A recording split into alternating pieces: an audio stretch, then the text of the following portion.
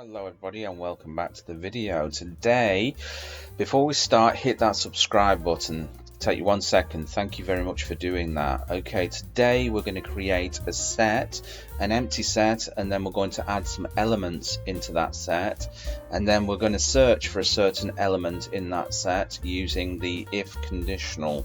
So let's start, shall we? So we're going to create a function called mySet. Okay, and I'm going to say my set is equal to, and we're going to call it set here to define the set, and we've defined that, so that's the set, so that's the empty set that we're going to do. Now we're going to start to add some elements to it, so it's going to be my set dot add, and we're going to add a list of names. So I'm going to put Mark, okay, my set dot add, so I'm going to add another element to this, Dave, and my set dot add, which is going to be Paul. Okay, so let's just have a look at that. My set. Okay, we're just going to call this now. Okay, save it. I'm going to call it. Okay, let's have a look.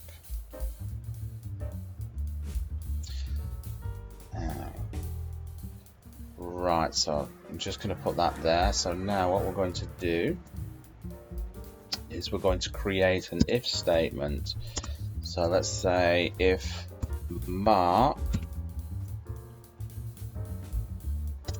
in my set. So if that name is in my set, we're going to print out a message to the user.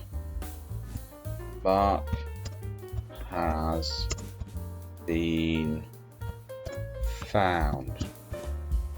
Okay, if it finds that in the set, we're going to print out another message to tell the users what we're doing. We'll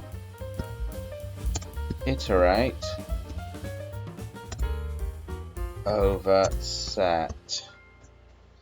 Okay, so now we're going to do for I in my set